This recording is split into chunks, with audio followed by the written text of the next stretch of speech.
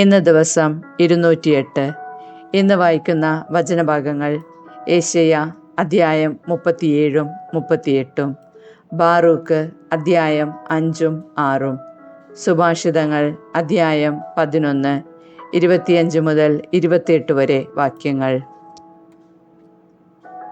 യെശയ്യാ പ്രവാചകന്റെ പുസ്തകത്തിൽ നിന്ന് അധ്യായം 37. യെശയ്യായുടെ ഉപദേശം.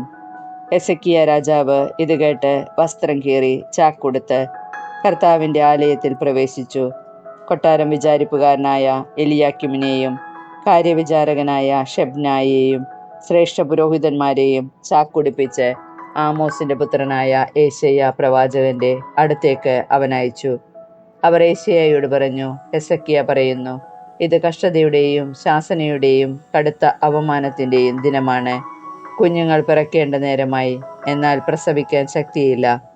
ജീവിക്കുന്നവനായ ദൈവത്തെ നിന്ദിക്കാൻ തൻ്റെ യജമാനായ അസീറിയ രാജാവ് അയച്ചിരുന്ന റബ്ശക്കേയുടെ വാക്കുകൾ നിന്റെ ദൈവമായ കർത്താവ് കേട്ടിരിക്കുകയില്ലേ? ആ വാക്കുകൾക്ക് അവിടുന്ന് ശിക്ഷ നൽകുകയില്ലേ? അതിനാൽ അവശേഷിച്ചിരിക്കുന്നവർക്ക് വേണ്ടി നീ പ്രാർത്ഥിക്കുക. ഹെസക്കിയ രാജാവിൻ്റെ ദാസന്മാർ യെശയ്യായെ സമീപിച്ചപ്പോൾ അവൻ അവരോട് പറഞ്ഞു, നിങ്ങളുടെ യജമാനനോട് പറയുക, കർത്താവ് അരുളിച്ചെയ്യുന്നു, അസീറിയ രാജാവിൻ്റെ ദാസന്മാർ എന്നെ നിന്ദിച്ച് പറഞ്ഞ വാക്ക് കേട്ട് പേടിക്കേണ്ട. അവൻ ഒരു കിംവദന്തി കേട്ട് സ്വന്തം നാട്ടിലേക്ക് പോകത്തക്ക വിധം അവനിൽ ഞാൻ ഒരാത്മാവിനെ നിക്ഷേപിക്കും. സ്വന്തം ദേശത്ത് വെച്ച് വാളിനിരയാക്കാൻ ഞാൻ അവൻ ഇടവരുത്തും. റബ്ശക്കെ മടങ്ങിപ്പോയി. അസീറിയ രാജാവ് ലിബ്നായ്ക്കെതിരെ യുദ്ധം ചെയ്യുന്നത് അവൻ കണ്ടു. രാജാവ് ലാക്കിഷ് വിട്ടെന്ന് അവൻ കേട്ടിരുന്നു. തനിക്കെതിരെ യുദ്ധം ചെയ്യാൻ എത്യോപ്യ രാജാവായ തിർഹ പുറപ്പെട്ടിരിക്കുന്നുവെന്ന് രാജാവ് കേട്ടു. അവൻ ഹെസക്കിയയുടെ അടുത്തേക്ക് ദൂതന്മാരെ അയച്ചു പറഞ്ഞു, യൂദാ രാജാവായ ഹെസക്കിയയോട് നിങ്ങൾ പറയണം, അസീറിയ രാജാവിൻ്റെ കരങ്ങളിൽ ജെറുസലേം ഏൽപ്പിക്കപ്പെടുകയില്ലെന്ന് വാഗ്ദാനം ചെയ്ത് നിങ്ങൾ ആശ്രയിക്കുന്ന ദൈവം നിങ്ങളെ വഞ്ചിക്കാതിരിക്കട്ടെ. അസീറിയ രാജാക്കന്മാർ എല്ലാ ദേശങ്ങളെയും എപ്രകാരം നിശേഷം നശിപ്പിച്ചു എന്ന് നിങ്ങൾ കേട്ടിട്ടുണ്ട്. നിങ്ങൾക്ക് രക്ഷ കിട്ടുമോ? എൻ്റെ പിതാക്കന്മാർ നശിപ്പിച്ച ഗോസാൻ, ആരാൻ, റംസഫ്, തെലാസറിലുണ്ടായിരുന്ന ഏദൻകാർ എന്നീ ജനതകളെ അവരുടെ ദേവന്മാർ രക്ഷിച്ചു. ഹമാത്തിലെയും അർപ്പാദിലെയും സെഫാർവയും നഗരത്തിലെയും ഹേനായിലെയും ഇവ്വായിലെയും രാജാക്കന്മാർ ഇപ്പോൾ എവിടെ? ഹെസക്കിയ ദൂതന്മാരുടെ കയ്യിൽ നിന്ന് കത്ത് വാങ്ങി വായിച്ചു. അവൻ കർത്താവിൻ്റെ ആലയത്തിൽ പ്രവേശിച്ച് അത് അവിടുത്തെ മുൻപിൽ നിവർത്തിവെച്ചു. അവൻ കർത്താവിനോട് പ്രാർത്ഥിച്ചു, സൈന്യങ്ങളുടെ കർത്താവേ, ഇസ്രായേലിൻ്റെ ദൈവമേ, കെരൂബുകളിന്മേൽ സിംഹാസനസ്ഥനായിരിക്കുന്നവനെ, അങ്ങാണ്, അങ്ങ് മാത്രമാണ് ഭൂമിയിലെ എല്ലാ രാജ്യങ്ങളുടെയും ദൈവം. ആകാശവും ഭൂമിയും അങ്ങ് സൃഷ്ടിച്ചു. കർത്താവെ, ചെവി ചായ്ച്ച് ശ്രവിക്കണമേ. അങ്ങ് കണ്ണ് തുറന്ന് കടാക്ഷിക്കണമേ. ജീവിക്കുന്നവനായ ദൈവത്തെ നിന്ദിക്കാൻ സന്നാക്കരീബ് അയച്ച സന്ദേശം അങ്ങ് ശ്രവിക്കണമേ. കർത്താവെ, അസീറിയ രാജാക്കന്മാർ എല്ലാ ജനതകളെയും അവരുടെ ദേശങ്ങളെയും ശൂന്യമാക്കുകയും അവരുടെ ദേവന്മാരെ അഗ്നിക്കിരയാക്കുകയും ചെയ്തുവല്ലോ. അവർ ദേവന്മാരായിരുന്നില്ല, മനുഷ്യന്റെ കരവേലയായ മരവും കല്ലും മാത്രമായിരുന്നു അവർ. അതുകൊണ്ടാണല്ലോ അവ നശിപ്പിക്കപ്പെട്ടത്. ഞങ്ങളുടെ ദൈവമായ കർത്താവെ, അവൻ്റെ കയ്യിൽ നിന്ന് ഞങ്ങളെ രക്ഷിക്കണമേ. അങ്ങ് മാത്രമാണ് കർത്താവെന്ന് ഭൂമിയിലെ സകല രാജ്യങ്ങളും അറിയട്ടെ. അപ്പോൾ ആമോസിന്റെ പുത്രനായ യെശയ്യാ ഹെസക്കിയായ്ക്ക് ഈ സന്ദേശം അയച്ചു. ഇസ്രായേലിന്റെ ദൈവമായ കർത്താവ് അരുളിച്ചെയ്യുന്നു, അസീറിയ രാജാവായ സെന്നാകരീബിനെ സംബന്ധിച്ച് നീ എന്നോട് പ്രാർത്ഥിച്ചു. അവനെക്കുറിച്ച് കർത്താവ് അരുളിച്ചെയ്യുന്നു, കന്യകയായ സിയോൻ പുത്രി നിന്നെ വെറുക്കുകയും നിന്ദിക്കുകയും ചെയ്യുന്നു. ജെറുസലേം പുത്രി പരിഹാസപൂർവം നിന്റെ പിന്നിൽ തലയാട്ടുന്നു. ആരെയാണ് നീ നിന്ദിക്കുകയും ശകാരിക്കുകയും ചെയ്തത്? ആർക്കെതിരെയാണ് നീ ഉച്ചത്തിൽ സംസാരിക്കുകയും അഹങ്കാരത്തോടെ കണ്ണുയർത്തുകയും ചെയ്തത്? ഇസ്രായേലിൻ്റെ പരിശുദ്ധനെതിരായി. നിന്റെ ദാസന്മാർ വഴി നീ കർത്താവിനെ നിന്ദിച്ചു പറഞ്ഞു. എൻ്റെ അനേക രഥങ്ങളുമായി ഞാൻ പർവ്വതങ്ങളുടെ മുകളിലും ലെബനോന്റെ വിദൂര ശിഖരങ്ങളിലും കയറി. അവിടെ ഉയർന്ന ദേവദാരുക്കളെയും വിശിഷ്ടമായ സരളമരങ്ങളെയും ഞാൻ വെട്ടിവീഴ്ത്തി. അതിൻ്റെ ദൂതന്മാരെ വിദൂരമായ കൊടുമുടിയിലും ഇടതിങ്ങി വളരുന്ന വനത്തിലും ഞാൻ കടന്നു ചെന്നു. ഞാൻ കിണറുകൾ കുഴിച്ച് വെള്ളം കുടിച്ചു. എൻ്റെ ഉള്ളങ്കാൽ കൊണ്ട് ഈജിപ്തിലെ നദികളെയെല്ലാം ഞാൻ വറ്റിച്ചു കളഞ്ഞു. ഞാൻ ഇത് പണ്ടേ നിശ്ചയിച്ചതാണെന്ന് നീ കേട്ടിട്ടില്ലേ? പണ്ടേ നിശ്ചയിച്ചത് ഞാനിപ്പോൾ നടപ്പിലാക്കുന്നു. നീ സുരക്ഷിത നഗരങ്ങളെ തകർത്ത് നാശകൂമ്പാരമാക്കും. അപ്പോൾ അതിലെ നിവാസികൾ ശക്തി ക്ഷയിച്ച് ആകുലരും പരിഭ്രാന്തരുമാകും. അവർ വയലിലെ സസ്യങ്ങൾ പോലെയും ഇളം പുല്ലുപോലെയും വളരുന്നതിനു മുൻപേ ഉണങ്ങിപ്പോകുന്ന പുരപ്പുറത്തെ പുല്ലുപോലെയും ആയിത്തീരും. ഇതെല്ലാം ഞാൻ പണ്ടേ നിശ്ചയിച്ചതാണ്. നിന്റെ പ്രവൃത്തികളും വ്യാപാരങ്ങളും നീ എൻ്റെ നേരെ കോപിക്കുന്നത് ഞാൻ അറിയുന്നു. നീ എന്നോട് കോപിക്കുകയും നിന്റെ അഹങ്കാരം ഞാൻ അറിയുകയും ചെയ്തതുകൊണ്ട് ഞാൻ എൻ്റെ കൊളുത്ത് നിന്റെ മൂക്കിലും കടിഞ്ഞാൺ നിന്റെ വായിലുമിട്ട് വന്ന വഴിക്ക് തന്നെ നിന്നെ തിരിച്ചോടിക്കും. ഇത് നിങ്ങൾക്ക് ഒരടയാളമായിരിക്കും. ഈ വർഷം സ്വയം വളരുന്നത് ഭക്ഷിക്കുക, 2-ാം വർഷവും അങ്ങനെ തന്നെ ചെയ്യുക. 3-ാം വർഷം വിതയ്ക്കുകയും കൊയ്യുകയും മുന്തിരിത്തോട്ടം നട്ടുപിടിപ്പിക്കുകയും അവിടെ ഫലം ആസ്വദിക്കുകയും ചെയ്യുക. യൂദായുടെ ഭവനത്തിൽ അവശേഷിക്കുന്നവർ വീണ്ടും വേരുപിടിപ്പിക്കുകയും ഫലം പുറപ്പെടുവിക്കുകയും ചെയ്യും. ജെറുസലേമിൽ നിന്ന് ഒരു അവശിഷ്ട ഭാഗം പുറപ്പെടും. സിയോൻ പർവ്വതത്തിൽ നിന്ന് ജീവിച്ചവരുടെ ഒരു ഗണവും. സൈന്യങ്ങളുടെ കർത്താവിൻ്റെ തീക്ഷ്ണത അത് നിവൃത്തിയാകും. അസീറിയ രാജാവിനെ കുറിച്ച് കർത്താവ് അരുളി ചെയ്യുന്നു: അവൻ ഈ നഗരത്തിലേക്ക് വരികയോ ഇതിനെതിരെ അമ്പെയ്യുകയോ ചെയ്യുകയില്ല. പരിചയമേന്തി വന്ന് ഇതിനെതിരെ ഉപരോധ വലയം നിർമ്മിക്കുകയില്ല. വന്ന വഴിയിലൂടെ തന്നെ അവൻ തിരിച്ചു പോകുമെന്നും നഗരത്തിൽ പ്രവേശിക്കില്ലെന്നും കർത്താവ് അരുളി ചെയ്യുന്നു. എനിക്ക് വേണ്ടിയും എൻ്റെ ദാസനായ ദാവീദിനു വേണ്ടിയും ഞാൻ ഈ നഗരത്തെ സംരക്ഷിക്കും. കർത്താവിൻ്റെ ദൂതൻ അസീറിയക്കാരുടെ പാളയത്തിൽ കടന്ന് 1,85,000 പേരെ വധിച്ചു. അതിരാവിലെ ഉണർന്നപ്പോൾ അവരെല്ലാം മരിച്ചു കിടക്കുന്നത് കണ്ടു. അപ്പോൾ അസീറിയ രാജാവായ സെന്നാകെരീബ് തിരിച്ചുപോയി നിനവയിൽ വസിച്ചു. തൻ്റെ ദേവനായ നിസ്രോക്കിൻ്റെ ക്ഷേത്രത്തിൽ ആരാധന നടത്തുമ്പോൾ അവനെ പുത്രന്മാരായ അദ്രാമലേക്ക്, ഷരേസർ എന്നിവർ ചേർന്ന് വാളുകൊണ്ട് വധിച്ചിട്ട് അരാറത്തിൻ്റെ പ്രദേശത്തേക്ക് ഓടി രക്ഷപ്പെട്ടു. അവന് പകരം പുത്രനായ എസ്സാർഹദോൻ ഭരണമേറ്റു. യെശയ്യാ പ്രവാചകന്റെ പുസ്തകത്തിൽ നിന്ന് അധ്യായം 38. ഹെസക്കിയായുടെ രോഗശാന്തി. ആ ദിവസങ്ങളിൽ ഹെസക്കിയ രോഗിയാവുകയും മരണത്തോടടുക്കുകയും ചെയ്തു. ആമോസിൻ്റെ പുത്രനായ യെശയ്യാ പ്രവാചകൻ അവനെ സമീപിച്ച് പറഞ്ഞു: കർത്താവ് അരുളി ചെയ്യുന്നു, നിന്റെ ഭവനം ക്രമപ്പെടുത്തുക, എന്തെന്നാൽ നീ മരിക്കും, സുഖം പ്രാപിക്കുകയില്ല. ഹെസക്കിയ ചുമരിൻ്റെ നേരെ തിരിഞ്ഞ് കർത്താവിനോട് പ്രാർത്ഥിച്ചു: കർത്താവേ, ഞാൻ വിശ്വസ്തയോടും പൂർണ്ണ ഹൃദയത്തോടും കൂടെ അങ്ങയുടെ മുൻപിൽ വ്യാപരിച്ചുവെന്നും അങ്ങേക്ക് പ്രീതികരമായത് എപ്പോഴും അനുവർത്തിച്ചുവെന്നും അങ്ങിപ്പോൾ അനുസ്മരിക്കണമേ. അനന്തരം ഹെസക്കിയ വേദനയോടെ കരഞ്ഞു. അപ്പോൾ യെശയ്യായ്ക്ക് കർത്താവിൻ്റെ അരുളപ്പാടുണ്ടായി: നീ ചെന്ന് ഹെസക്കിയായോട് പറയുക, നിന്റെ പിതാവായ ദാവീദിൻ്റെ ദൈവമായ കർത്താവ് അരുളി ചെയ്യുന്നു, നിന്റെ പ്രാർത്ഥന ഞാൻ ശ്രവിച്ചിരിക്കുന്നു, നിന്റെ കണ്ണുനീർ ഞാൻ ദർശിച്ചു. ഇതാ നിന്റെ ആയുസ് 15 വർഷം കൂടി ഞാൻ ദീർഘിപ്പിച്ചു. ഞാൻ നിന്നെയും ഈ നഗരത്തെയും അസീറിയ രാജാവിൻ്റെ കരങ്ങളിൽ നിന്ന് രക്ഷിക്കുകയും ഈ നഗരത്തെ സംരക്ഷിക്കുകയും ചെയ്യും. കർത്താവിൻ്റെ വാഗ്ദാനം നിവൃത്തിയാകുമെന്നതിന് അവിടുന്ന് നൽകുന്ന അടയാളമാണിത്. ആഹാസിൻ്റെ ഘടികാരത്തിൽ അസ്തമയ സൂര്യൻ്റെ രശ്മികളേറ്റുണ്ടാകുന്ന നിഴൽ 10 ചുവട് പിറകോട്ട് തിരിയുന്നതിന് ഞാൻ ഇടയാക്കും. അങ്ങനെ ഘടികാരത്തിൽ നിഴൽ 10 ചുവട് പുറകോട്ട് മാറി. യൂദാ രാജാവായ ഹെസക്കിയ തനിക്ക് പിടിപെട്ട രോഗം മാറിയപ്പോൾ എഴുതിയത്: ഞാൻ പറഞ്ഞു, എൻ്റെ ജീവിതത്തിൻ്റെ മധ്യാഹ്നത്തിൽ ഞാൻ വേർപിരിയണം. ശേഷിച്ച ആയുസ് പാതാളവാതിൽക്കൽ ചെലവഴിക്കുന്നതിന് ഞാൻ വിധിക്കപ്പെട്ടിരിക്കുന്നു. ഞാൻ പറഞ്ഞു, ജീവനുള്ളവരുടെ നാട്ടിൽ ഞാൻ ഇനി കർത്താവിനെ ദർശിക്കുകയില്ല. ഭൂവാസികളുടെ ഇടയിൽ വച്ച് മനുഷ്യനെ ഞാൻ ഇനി നോക്കുകയില്ല. ആട്ടിടയൻ്റെ കൂടാരം പോലെ എൻ്റെ ഭവനം എന്നിൽ നിന്ന് പറിച്ചു മാറ്റിയിരിക്കുന്നു. നെയ്ത്തുകാരനെ പോലെ എൻ്റെ ജീവിതം ഞാൻ ചുരുട്ടിയിരിക്കുന്നു. തറയിൽ നിന്ന് അവിടുന്ന് എന്നെ മുറിച്ചു നീക്കി. പകലും രാത്രിയും അവിടുന്ന് എന്നെ അന്ത്യത്തിലേക്ക് നയിച്ചുകൊണ്ടിരിക്കുന്നു. പ്രഭാതം വരെ സഹായത്തിനു വേണ്ടി ഞാൻ കരയുന്നു. ഒരു സിംഹത്തെപ്പോലെ അവിടുന്ന് എൻ്റെ അസ്ഥികൾ തകർക്കുന്നു. രാപകൽ അവിടുന്ന് എന്നെ അന്ത്യത്തിലേക്ക് നയിച്ചുകൊണ്ടിരിക്കുന്നു. മീവൽ പക്ഷിയെപ്പോലെയോ കൊക്കിനെ പോലെയോ ഞാൻ നിലവിളിക്കുന്നു. പ്രാവിനെ പോലെ ഞാൻ ഞെരങ്ങിക്കൊണ്ടിരിക്കുന്നു. മുകളിലേക്ക് നോക്കി എൻ്റെ കണ്ണ് തളർന്നിരിക്കുന്നു. കർത്താവെ, ഞാൻ മർദ്ദിക്കപ്പെടുന്നു. അങ്ങ് എൻ്റെ രക്ഷയായിരിക്കണമേ. എനിക്കെന്ത് പറയാൻ കഴിയും? അവിടുന്ന് തന്നെ എന്നോട് സംസാരിക്കുകയും അവിടുന്ന് തന്നെ ഇത് പ്രവർത്തിക്കുകയും ചെയ്തിരിക്കുന്നു. മനോവേദന നിമിത്തം ഉറക്കവും എന്നെ വിട്ടകന്നിരിക്കുന്നു. കർത്താവെ, എന്നിട്ടും എൻ്റെ ആത്മാവ് അങ്ങയോടൊത്ത് ജീവിക്കും. ഞാൻ അങ്ങേക്ക് വേണ്ടി മാത്രം ജീവിക്കും. എനിക്ക് ആരോഗ്യം പ്രദാനം ചെയ്ത് എന്നെ ജീവിപ്പിക്കണമേ. എൻ്റെ കഠിനവേദന എൻ്റെ നന്മയ്ക്ക് വേണ്ടിയായിരുന്നു.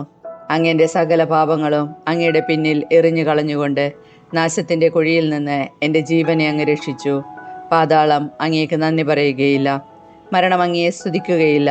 പാതാളത്തിൽ പതിക്കുന്നവർ അങ്ങയുടെ വിശ്വസ്തതയിൽ പ്രത്യാശ അർപ്പിക്കുകയില്ല. ജീവിച്ചിരിക്കുന്നവൻ അവനാണ് അങ്ങേക്ക് നന്ദി പറയുന്നത്. ഞാനിപ്പോൾ ചെയ്യുന്നത് പോലെ പിതാവ് തൻ്റെ സന്തതികളെ അങ്ങയുടെ വിശ്വസ്തത അറിയിക്കുന്നു. കർത്താവ് എന്നെ രക്ഷിക്കും.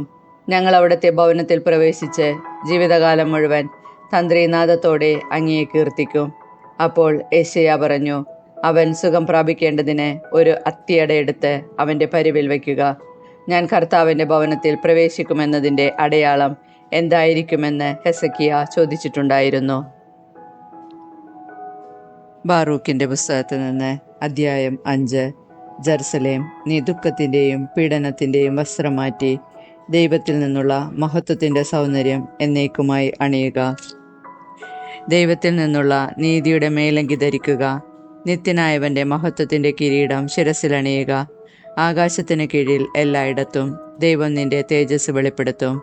നീതിയുടെ സമാധാനവും ഭക്തിയുടെ മഹത്വവും എന്ന് ദൈവം എന്നേക്കുമായി നിന്നെ പേര് വിളിക്കും. ജെറുസലേം, ഉണരുക, ഉയരത്തിൽ നിന്ന് കീഴോട്ട് നോക്കുക. പരിശുദ്ധനായവൻ്റെ കൽപ്പനയനുസരിച്ച് കിഴക്കുനിന്നും പടിഞ്ഞാറ് നിന്നും ശേഖരിക്കപ്പെട്ട നിന്റെ മക്കളെ കാണുക. ദൈവം നിന്നെ സ്മരിച്ചതിൽ അവർ ആനന്ദിക്കുന്നു. ശത്രുക്കൾ അവരെ നിന്നിൽ നിന്ന് വേർപെടുത്തി നടത്തിക്കൊണ്ടുപോയി. എന്നാൽ ദൈവം അവരെ സിംഹാസനത്തിനെന്ന പോലെ മഹത്വത്തിൽ സംവഹിച്ചു നിന്നിലേക്ക് മടക്കിക്കൊണ്ടുവരും. ഉന്നതഗിരികളും ശാശ്വത ശൈലങ്ങളും ഇടിച്ചു നിരത്താനും താഴ്വരകൾ നികത്തി നിരപ്പുള്ളതാക്കാനും ദൈവം കൽപ്പിച്ചിരിക്കുന്നു. അങ്ങനെ ഇസ്രായേൽ ദൈവത്തിൻ്റെ മഹത്വത്തിൽ സുരക്ഷിതരായി നടക്കും. ദൈവത്തിൻ്റെ കൽപ്പനയനുസരിച്ച് വചനങ്ങളും സുഗന്ധവൃക്ഷങ്ങളും ഇസ്രായേലിന് തണലേകി. തന്നിൽ നിന്ന് വരുന്ന നീതിയും കാരുണ്യവും കണ്ട് ദൈവം സന്തോഷപൂർവ്വം ഇസ്രായേലിനെ തൻ്റെ മഹത്വത്തിൻ്റെ പ്രകാശത്തിൽ നയിക്കും. അവിടുത്തെ കാരുണ്യവും നീതിയും അവർക്ക് അകമ്പടി സേവിക്കും. ബാറൂക്കിൻ്റെ പുസ്തകത്തിൽ നിന്ന് അദ്ധ്യായം 6. ജെറമിയായുടെ ലേഖനം. ബാബിലോൺ രാജാവ് അടിമകളാക്കി ബാബിലോണിലേക്ക് കൊണ്ടുപോകാനിരുന്നവർക്ക് ജെറമിയ അയച്ച എഴുത്തിൻ്റെ പകർപ്പ്. ദൈവം തന്നോട് കൽപ്പിച്ച സന്ദേശം അവരെ അറിയിക്കാനായിരുന്നു ഇത്. ദൈവസന്നിധിയിൽ നിങ്ങൾ ചെയ്ത പാപനിമിത്തം ബാബിലോൺ രാജാവായ നബൂഖദ്നേസർ നിങ്ങളെ ബാബിലോണിലേക്ക് തടവുകാരായി കൊണ്ടുപോകും. അതുകൊണ്ട് നിങ്ങൾക്ക് ബാബിലോണിലെത്തി ദീർഘകാലം 7 തലമുറ വരെ അവിടെ താമസിക്കേണ്ടി വരും.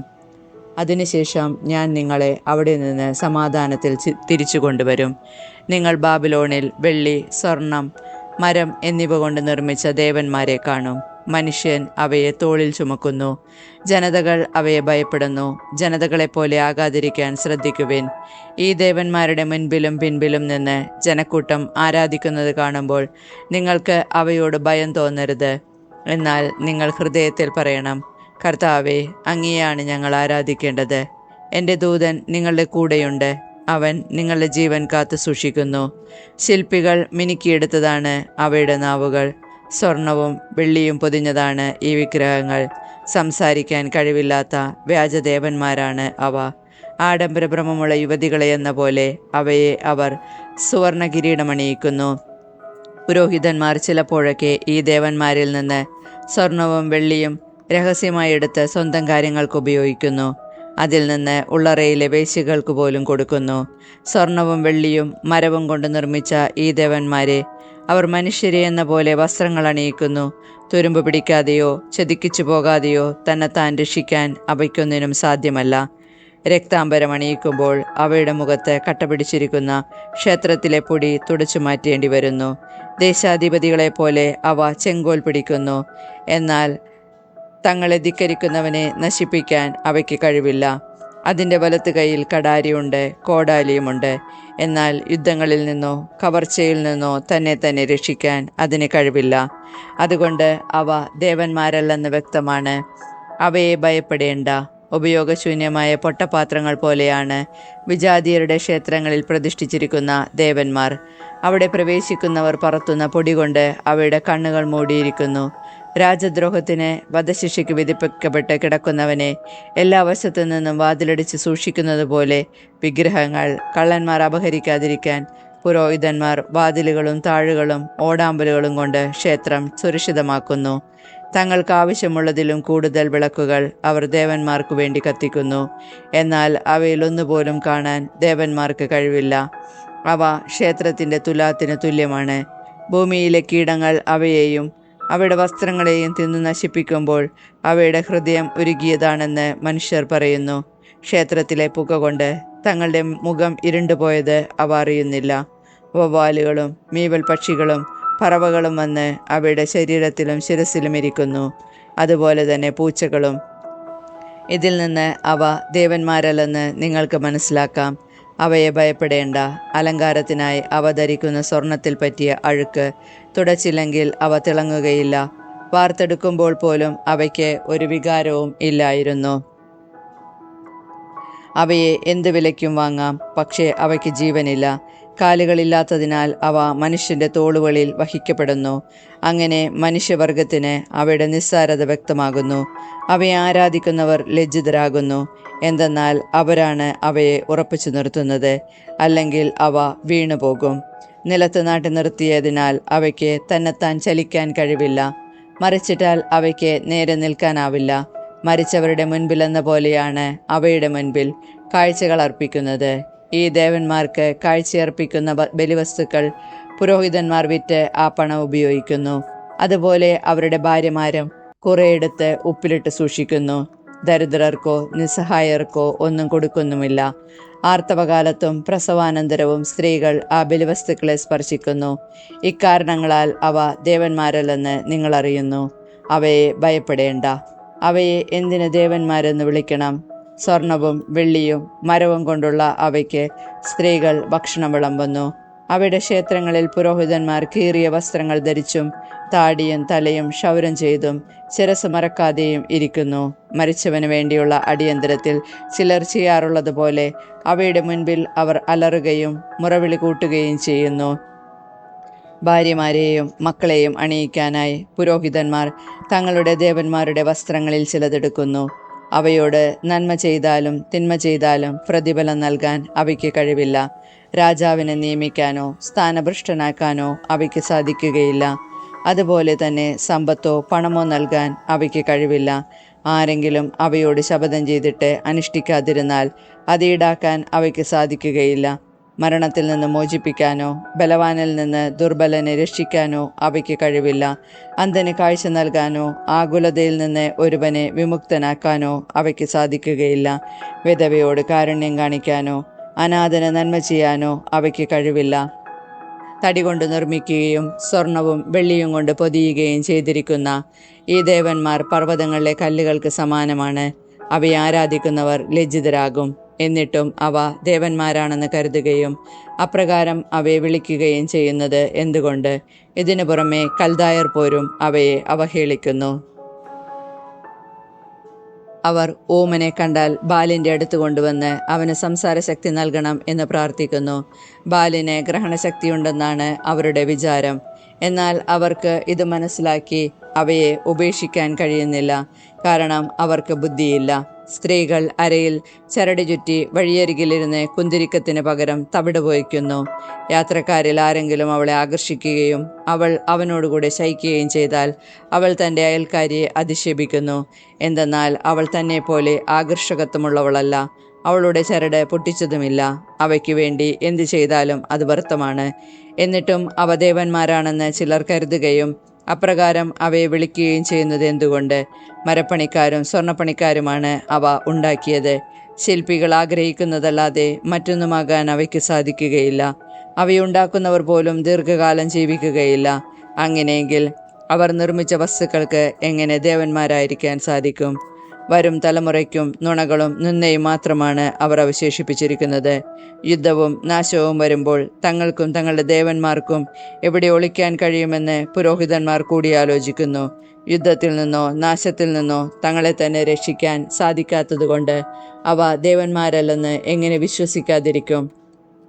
അവ തടി കൊണ്ട് നിർമ്മിച്ചവയും സ്വർണവും വെള്ളിയും കൊണ്ട് പൊതിഞ്ഞവയുമായതുകൊണ്ട് കപടവസ്തുക്കളാണെന്ന് ഭാവിയിൽ അറിയപ്പെടും. അവ ദേവന്മാരല്ലെന്നും മനുഷ്യകരങ്ങളാൽ നിർമ്മിതമായ വസ്തുക്കളാണെന്നും അവയിൽ ദൈവത്തിൻ്റെ പ്രവർത്തനമൊന്നും ഇല്ലെന്നും എല്ലാ ദേശങ്ങൾക്കും രാജാക്കന്മാർക്കും വെളിപ്പെടും. അപ്പോൾ അവ ദേവന്മാരല്ലെന്ന് ആർക്കും മനസ്സിലാകാതിരിക്കും. ദേശത്ത് രാജാവിനെ നിയമിക്കാനോ മനുഷ്യർക്ക് മഴ നൽകാനോ അവയ്ക്ക് സാധിക്കുകയില്ല. അവയ്ക്ക് സ്വന്തം കാര്യം സ്ഥാപിക്കാനോ നിരപരാധനെ മോചിപ്പിക്കാനോ സാധ്യമല്ല. എന്തെന്നാൽ അവ അശക്തമാണ്. അവ ആകാശത്തിനും ഭൂമിക്കും മധ്യയുള്ള കാക്കകളെ പോലെയാണ്.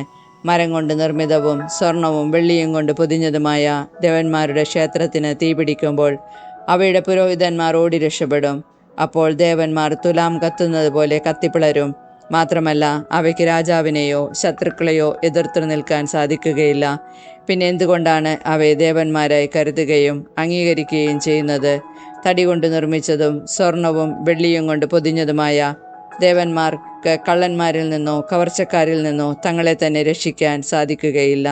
ശക്തന്മാർ അവയുടെ സ്വർണവും വെള്ളിയും അവതരിച്ചിരിക്കുന്ന വസ്ത്രങ്ങളും കൊള്ളവസ്തുക്കളുമാക്കി എടുത്തുകൊണ്ട് പോകുമ്പോൾ അവയ്ക്ക് തങ്ങളെ തന്നെ രക്ഷിക്കാൻ കഴിയുകയില്ല. അതുകൊണ്ട് ഈ വേജദേവന്മാരായിരിക്കുന്നതിൽ ഭേദം ധൈര്യം കാണിക്കുന്ന ഒരു രാജാവോ യജമാനൻ്റെ ആവശ്യങ്ങൾ സാധിക്കുന്ന വീട്ടുപകരണമോ ആയിരിക്കുകയാണ്. വീട്ടിലുള്ളത് സംരക്ഷിക്കുന്ന ഒരു വാതിലോ കൊട്ടാരത്തിലെ മരത്തൂണോ ആയിരിക്കുന്നതാണ് ഈ വേജന്മാരായിരിക്കുന്നതിനേക്കാൾ ഭേദം. പ്രകാശിക്കുകയും ശുശ്രൂഷയ്ക്കായി അയക്കപ്പെടുകയും ചെയ്യുന്ന സൂര്യനും ചന്ദ്രനും നക്ഷത്രങ്ങളും അനുസരണം ഉള്ളവയാണ്. അതുപോലെ തന്നെയാണ് മിന്നൽ പിണരും. അത് മിന്നുമ്പോൾ എല്ലായിടത്തും കാണപ്പെടുന്നു. അങ്ങനെ തന്നെ കാറ്റും എല്ലാ ദേശങ്ങളിലും വീശുന്നു.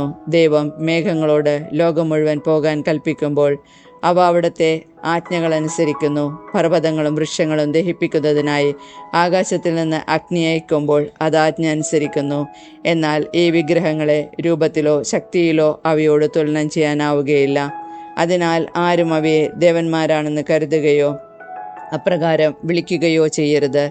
എന്തെന്നാൽ അവയ്ക്ക് വിധി പ്രസ്താവിക്കാനോ മനുഷ്യർക്ക് നന്മ ചെയ്യാനോ കഴിവില്ല. അതുകൊണ്ട് അവ ദേവന്മാരല്ലെന്ന് അറിയുവിൻ. അവയെ ഭയപ്പെടേണ്ട. അവയ്ക്ക് രാജാക്കന്മാരെ ശപിക്കാനോ അനുഗ്രഹിക്കാനോ ശക്തിയില്ല. ആകാശത്തിലും ജനതകളുടെ ഇടയിലും അടയാളങ്ങൾ കാണിക്കാനോ സൂര്യനെ പോലെ ശോഭിക്കാനോ ചന്ദ്രനെ പോലെ പ്രകാശം നൽകാനോ അവയ്ക്ക് കഴിയില്ല. അവയേക്കാൾ എത്ര ഭേദമാണ് വന്യമൃഗങ്ങൾ. എന്തെന്നാൽ അവയ്ക്ക് ഓടി ഒളിക്കാനും രക്ഷപ്പെടാനും അറിയാം. അതുകൊണ്ട് അവ ദേവന്മാരാണെന്നതിന് ഒരു തെളിവുമില്ല. അവയെ ഭയപ്പെടേണ്ട. വെള്ളരിത്തോട്ടത്തിൽ സ്ഥാപിക്കുന്ന നോക്കുകുത്തി ഒന്നും സംരക്ഷിക്കാത്തതുപോലെ തന്നെയാണ് മരം കൊണ്ട് നിർമ്മിച്ചതും സ്വർണവും വെള്ളിയും പൊതിഞ്ഞതുമായ അവരുടെ ദേവന്മാർ. അതുപോലെ തന്നെ തടി കൊണ്ട് നിർമ്മിച്ചതും സ്വർണവും വെള്ളിയും കൊണ്ട് പൊതിഞ്ഞതുമായ അവരുടെ ദേവന്മാർ ഏത് പക്ഷിയും വന്നിരിക്കുന്ന ഉദ്യാനത്തിലെ മുൾച്ചെടി പോലെയും അന്ധകാരത്തിൽ എറിയപ്പെട്ട മൃതശരീരം പോലെയുമാണ്. അവ ധരിച്ചിരിക്കുന്ന ദ്രവിച്ച ധൂമ്രവസ്ത്രവും ചണവസ്ത്രവും കൊണ്ട് തന്നെ അവ ദേവന്മാരല്ലെന്ന് നിങ്ങൾക്ക് മനസ്സിലാക്കാം. അവസാനം അവയെല്ലാം നിശേഷം നശിക്കുകയും ദേശത്തിന് അപമാനമായി തീരുകയും ചെയ്യും. അതിനാൽ വിഗ്രഹങ്ങളില്ലാത്ത നീതിമാനാണ് ഉത്തമൻ. അവൻ ആക്ഷേപങ്ങൾക്ക് അതീതനായിരിക്കും. സുഭാഷിതങ്ങൾ അധ്യായം 11 25 മുതൽ 28 വരെ വാക്യങ്ങൾ. ഉദാരമായി ദാനം ചെയ്യുന്നവൻ സമ്പന്നനാകും. ദാഹജലം കൊടുക്കുന്നവന് ദാഹജലം കിട്ടും. ധാന്യം പൂഴ്ത്തിവെക്കുന്നവനെ ജനങ്ങൾ ശപിക്കുന്നു. അത് വിൽപ്പനയ്ക്ക് വെക്കുന്നവനെ അവർ അനുഗ്രഹിക്കുന്നു. നന്മയെ ജാഗരൂകതയോടെ അന്വേഷിക്കുന്നവർ അനുഗ്രഹത്തെയാണ് അന്വേഷിക്കുന്നത്. തിന്മയെ തിരയുന്നവന് തിന്മ തന്നെ വന്നുകൂടുന്നു. ധനത്തെ ആശ്രയിക്കുന്നവൻ കൊഴിഞ്ഞു വീഴും. നീതിമാൻ പച്ചില പോലെ തഴയ്ക്കും.